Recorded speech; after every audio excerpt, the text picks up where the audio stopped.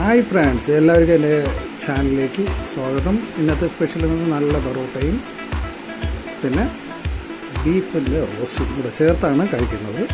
എന്നിങ്ങനെയല്ല ഞാനൊരു പൊറോട്ട വന്ന് പുറത്തുനിന്നാണ് കഴിക്കുന്നത്. പക്ഷേ ബീഫ് റോസ്റ്റൊന്നും വീട്ടിലാണ് ചെയ്യുന്നത്. വീട്ടിൽ ചെയ്തപ്പോൾ തന്നെ നമ്മൾ ഉരുളിയിലാണ് ചെയ്തത്. അപ്പോൾ ഉരുളിയിൽ ചെയ്തപ്പോൾ ഒത്തിരി പ്രത്യേകതയുണ്ട്. ഈ നമ്മൾ പച്ചമുളക്, കരിയേപ്പില, കൊത്തമല്ലിക്കീര, ഇഞ്ചി, വെളുത്തുള്ളി, വലിയ ഉള്ളി, കൊച്ചുള്ളി ഇതെല്ലാം കൂടെ പിന്നെ തക്കാളിയും കൂടെ എല്ലാം കൂടെ ചേർത്ത് മിക്സിയിലിട്ട് ഗ്രൈൻഡ് ചെയ്ത് പെട്ടെന്നാണ് ഇത് ഉണ്ടാക്കുന്നത്. പിന്നെ ഞാനിതിൽ 2 കിലോ ബീഫ് മേടിച്ചിട്ടുണ്ട്. 2 കിലോ ബീഫിൽ നിന്ന് കുറച്ച് മഞ്ഞപ്പൊടിയും കുരുമുളകും ഉപ്പും കൂടെ ഇട്ട് നന്നായിട്ടൊരു പ്രഷർ കുക്കറിലൊന്ന് കുക്ക് ചെയ്യുന്നുണ്ട്. മിനിമം ഒരു 7 വിസിലെങ്കിലും വേണം, എന്നെങ്കിൽ നല്ല രീതിയിൽ കുക്കായി വരും. അത് വെച്ചാണ് ഞാനിന്ന് ബീഫ് റോസ്റ്റ് ഉണ്ടാക്കുന്നത്. പക്ഷേ പെട്ടെന്നൊക്കെയാണ് ചെയ്യുന്നത്. നിങ്ങളതൊന്ന് കാണുമ്പോൾ തന്നെ നിങ്ങൾക്ക് എല്ലാവർക്കും ഇഷ്ടപ്പെട്ടിട്ടുണ്ടെങ്കിൽ തീർച്ചയായിട്ടും ലൈക്ക് ചെയ്യുക, സബ്സ്ക്രൈബ് ചെയ്യുക, നിങ്ങളും വീട്ടിൽ ട്രൈ ചെയ്യുക. മറ്റ് ഇതിൽ ചെയ്യുന്നതിൻ്റെ ഉരുളിയിലൊക്കെ ചെയ്യുമ്പോൾ ആ ഉരുളിയിൽ ചെയ്യുന്നതിൻ്റെ ആ ഒരു ചൂട് എല്ലാം അകത്തേന് നിൽക്കും. ബീഫ് റോസ്റ്റ് ഒന്ന് നല്ല ഇതായിരിക്കും. അപ്പോൾ ഞാൻ ചെയ്ത് തുടങ്ങുന്നത്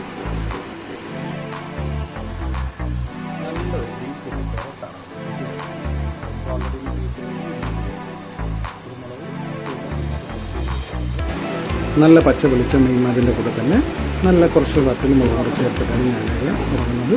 അപ്പോൾ എണ്ണയുണ്ട്, പിന്നെ വറ്റൽമുളക് ഇടുന്നുണ്ട്.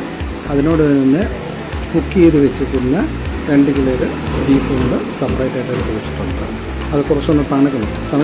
ഇച്ചിരി തണുത്തതിന് ശേഷം ഇതിനോട് ആഡ് ചെയ്യുമ്പോൾ കറക്റ്റ് ആയിരിക്കും. അപ്പോൾ മസാലക്കൂട്ടാണ് ആദ്യം ചെയ്യുന്നത്. മസാലക്കൂട്ട് ആദ്യം ചെയ്ത് കഴിഞ്ഞതിന് ശേഷം അതിൻ്റെ കൂടെ ഈ ബീഫും കൂടെ ഇട്ട് നന്നായിട്ട് റോസ്റ്റ് ചെയ്യണം. എന്നാലേ അതിനൊരു ടേസ്റ്റ് കിട്ടത്തുള്ളൂ. ഇത് ചെറുതായിട്ടൊരു നല്ലൊരു പച്ച വെളിച്ചെണ്ണ സ്മെല്ലൊക്കെ വരുന്ന സമയത്ത് തന്നെ ബീഫ് നന്നായിട്ട് വെന്തിട്ടുണ്ട്. ഇതിൽ ഞാനൊന്ന് മിക്സിയിലൊന്ന് ഗ്രൈൻഡ് ചെയ്ത് വെച്ചേക്കുന്ന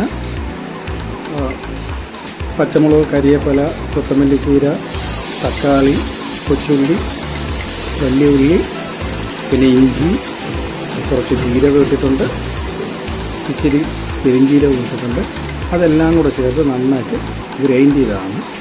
ഇതിട്ട് നന്നായിട്ട് അത് ഗ്രൈൻഡ് ചെയ്തൊരു ചെറിയൊരു ബ്രൗണിഷ് കളറ്, ഇത് പെട്ടെന്ന് ബ്രൗണിഷ് കളറാകും. അതിൻ്റെ കൂടെയാണ് നമ്മളൊന്ന് മുളക് പൊടി ആഡ് ചെയ്യുന്നത്.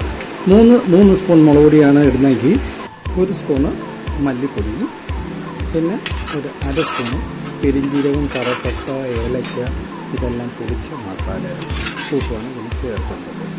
ഇപ്പോൾ നിങ്ങൾക്ക് അങ്ങനെ ചേർക്കാൻ ഇല്ലെങ്കിൽ എല്ലാം കൂടെ ചേർത്ത് ജോയിൻ ചെയ്ത് എല്ലാം കൂടെ മിക്സ് ചെയ്തിട്ട് വേണമെങ്കിൽ ചെയ്യും. പക്ഷേ മുളക് പൊടിയും മല്ലിപ്പൊടിയൊക്കെ ഇതിൻ്റെ കൂടെ ഇട്ട് കുറച്ചൊന്ന് കളർഫുള്ളായിട്ട് വരും. പിന്നെ അതിനോട് തന്നെ മുളകിൻ്റെ ആ ഒരു സ്മെല്ലൊന്ന് മാറും, പിന്നെ മല്ലിയുടെ സ്മെല്ല് കുറച്ചൊന്ന് മാറും, പിന്നെ മസാലയൊക്കെ വരുമ്പോൾ അതെല്ലാം കൂടെ എന്നുവെച്ചാൽ പച്ച അതിൻ്റെ ആ ഒരു സ്മെല്ല് മാറി കിട്ടിയാലേ അതിൻ്റെ ഒരു ടേസ്റ്റ് കിട്ടത്തുള്ളൂ.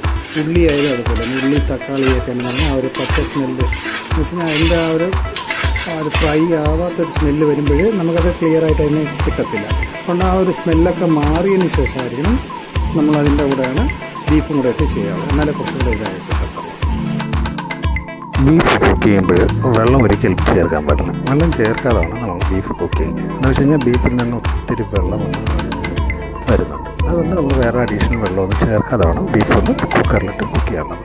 നന്നായിട്ട് വാഷ് ചെയ്ത് നന്നായിട്ട് കുക്ക് ചെയ്യും. അതിന് പെപ്പർ പിന്നെ മഞ്ഞൾപ്പൊടിയും ഇതിൻ്റെ കൂടെ തന്നെ ഇച്ചിരി ഉപ്പും കൂടെ ഇട്ട് വേണം കുക്ക് ചെയ്യാൻ.